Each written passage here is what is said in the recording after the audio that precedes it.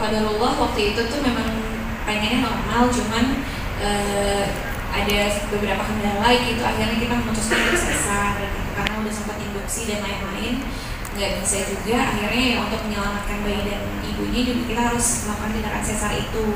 Nah yang di hamil kedua ini sebenarnya karena ini normal ya, jadi ya prosesnya pasti beda. Terus abis itu ini kayak kelahiran anak pertama lagi gitu, karena kan pengalamannya pasti beda lah antara sesar dan normal.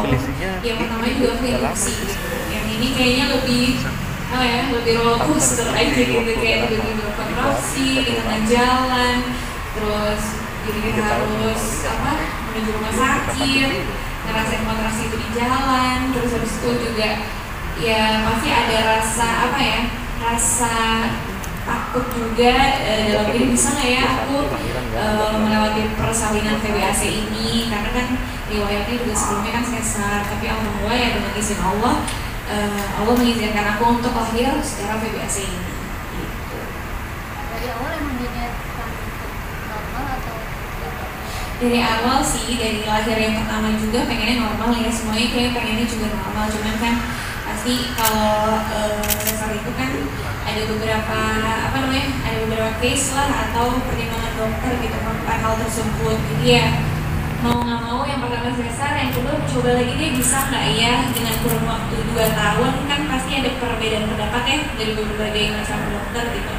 Nah alhamdulillahnya kita memang dibimbingnya sama dokter yang memang memberikan kita afirmasi positif untuk 2 tahun itu jeda yang bisa kok untuk kamu melakukan VBAC gitu. Jadi tidak menutup kemungkinan kita yang dulunya sesar terus harus sesar lagi gitu. Jadi sebenarnya bisa kok selama memang waktunya tepat, terus habis itu kondisi bayinya sehat, ibunya sehat, dan juga memang harus ada konsultasi antara dokter dan pasien kan. Jadi kayak memungkinkan nggak karena beda-beda orang gitu, mungkin ada ketebalan rahim yang gimana atau segala macam, kita nggak bisa bedain gitu, kita nggak bisa samain. Jadi ya memang harus atas pantauan dokter sih. Proses bersalinannya berapa lama Kak? Sama mungkin sama arti nama anaknya sendiri. Berapa lama ya prosesnya ya? Kita tuh sebetulnya sorenya itu tanggal 14 kita kontrol kandungan, karena kan harus CTG dulu, kan rutin tuh ya, CTG 2 hari sekali kita CTG pas sore itu ya. Dan kebetulan karena kita rumahnya di Bogor, setelah selesai CTG pun dokter menyatakan boleh kok pulang aja, yang penting picu aja dulu kontraksinya kata dokter gitu, banyakin jalan dan lain-lain lah. Terus pulang ke Bogor sore, dan jam 9 malam itu di Bogor Feby udah mulai ada kontraksi lagi, tapi masih kontraksi yang rutin dari seminggu sebelumnya tuh hampir sama kayak begitu, tiap malam ada kontraksi gitu. Tapi pada saat jam 11 12 tuh udah mulai nggak bisa tidur dan semakin kerasa lah kontraksinya intens gitu. Jadi akhirnya kita putusin, ayo deh kita berangkat aja lagi ke Jakarta. Akhirnya jam setengah 12 malam kita berangkat ke Jakarta, dan di Jakarta itu pas nyampe langsung dicek, ternyata alhamdulillah udah pembukaan 5 gitu.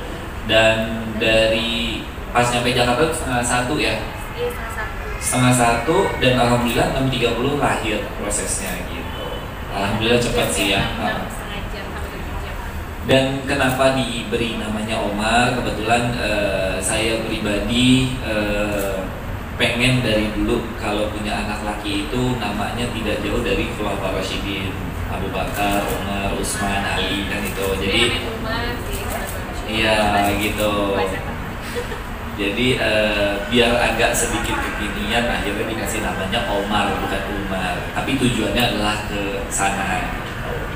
Itu sih, bijaksana, dan dia bisa ngambil keputusan yang benar dalam kondisi yang salah. Itu sih maksudnya kita berharapnya. Bayinya belum dilihatin nih, apa alasannya, lalu mirip siapa sih Kak Feby Kak Razi? Mirip kita berdua deh. Ya tadi arti Omar itu ya, Omar itu kita berharap bisa jadi syafaat ya untuk keluarganya kelak. Terus habis itu juga dia jadi pribadi yang bijaksana, pemimpin, ditunggu kehadirannya, dan bisa membimbing lah ibaratnya keluarganya nanti. Dan kenapa belum ditunjukin mukanya? Karena masih kecil banget ya, kan kasihan ya. Iya, kalau kita sih kan beda-beda ya, orang ada yang mau langsung publish, mungkin ada yang mau ditahan dulu atau mungkin karena ain atau apa segala macam. Jadi kita menjaga itu sih, menjaga untuk anak ini kayaknya ntar aja deh dulu baru dipublishnya gitu.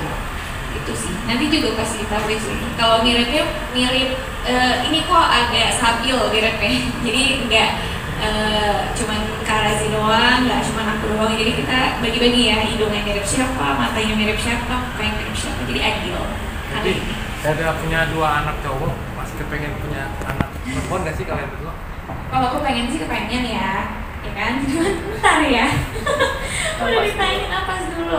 Jadi kalau misalnya aku sama Karazi prinsipnya kita nggak pernah menunda atau kita nggak pernah membatasi ya sebenarnya. Ya kalau dia dikasih ya alhamdulillah gitu. Cuman alangkah lebih baiknya kalau memang ada juga kan. Kebaikan untuk anak dan ibunya juga ya, karena si anak juga kan butuh ASI eksklusif, terus ibu juga butuh istirahat gitu. Dan namanya beres sesar pun kemarin karena Feby masih berharap untuk normal, jadi ada waktu tuh setelah sesar sampai normal tuh minimal 2 tahun gitu. Jadi kita pun melihat ke situ gitu. Jadi kita sih berharap maksudnya anaknya itu cukup ASI lah gitu.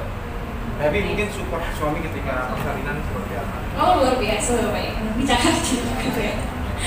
Ya alhamdulillah sih punya suami yang support banget dari awal, dari pertama yang hamil pertama juga dia support banget. Bahkan yang kedua ini alhamdulillah kan kita dapat dokter yang benar-benar komunikatif banget ya. Jadi setiap kita konsultasi tuh konsultasi bukan yang kayak 10 menit atau 15 menit gitu, konsultasinya bisa setengah jam. Di situ tuh dokter ngejelasin banget detail kamu tuh gini, itu tuh prosesnya ini. Jadi kita tahu dan paham gitu. Dan alhamdulillah bapak ini udah cocok jadi asisten dokter gitu. Jadi setiap konsultasi diterangin dia selalu menyerap gitu. Jadi setiap aku lagi kayak bingung di rumah ini kenapa ya, kok rasanya kayak gini, kontraksi itu kayak gini atau apa, dia tuh bilang coba kamu ini, perut kamu ini masalahnya keras apa enggak atau segala macam. Jadi dia berusaha untuk oh iya ini memahami dan menenangkan aku juga. Jadi ya alhamdulillah sih, kayak kemarin juga pas di ruang bersalin karena gelombang cinta ya bilangnya ya, kontraksi itu dahsyat banget. Jadi memang harus ada yang dipegang keras gitu. Akhirnya tangannya jadi korban, tangan dan ini ya bahunya jadi korban. Tapi alhamdulillah sabar. Sempat takut nggak sih, kan yang pertama itu sesar, nah yang kedua normal tuh, sempat takut nggak sih saat akan lahiran normal lagi gitu? Iya sih, sebelum konsultasi kita sempat bingung dan agak pesimis sih. Jadi kayak bisa nggak ya dari sesar ke normal dengan proses PBAC ini. Tapi ya kan balik lagi kita ikhtiar ya. Jadi Karazi juga selalu bilang sama aku, kita ikhtiar nih PBAC. Tapi kalaupun di tengah jalan ataupun ending nih persalinan kamu itu akhirnya nggak bisa normal, ya nggak apa-apa juga. Atau juga sebenarnya yang namanya ibu mau proses normal ataupun sesar ya tetap jadi ibu gitu. Jadi sebenarnya nggak ada bedanya gitu. Semua pasti punya perjuangan dan cerita masing-masing yang memang harus diapresiasi. Jadi karena udah ditanamkan itu, jadi aku pikir ya udahlah, yang penting udah ikhtiar. Kalau memang rezekinya aku bisa PBAC ya aku bisa PBAC, tapi kalau nggak pun ya nggak apa-apa, yang penting aku dan anak juga dalam kondisi yang baik gitu. Persiapan di rumah sendiri nanti seperti apa nih, gangguan sama kakaknya? Oh alhamdulillah kan kebetulan Ali juga udah datang ya dari kemarin gitu. Jadi kita juga sudah mulai mengenalkan kakaknya ke Omar gitu ya.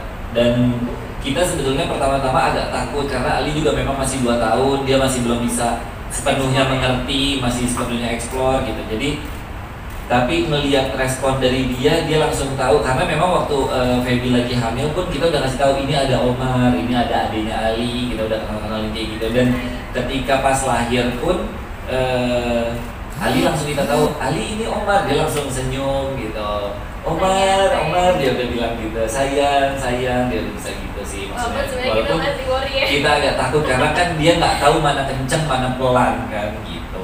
Jadi alhamdulillah kita dari waktu pas dalam kandungan sayang ya dicium omarnya, dicium perutnya baby gitu. Jadi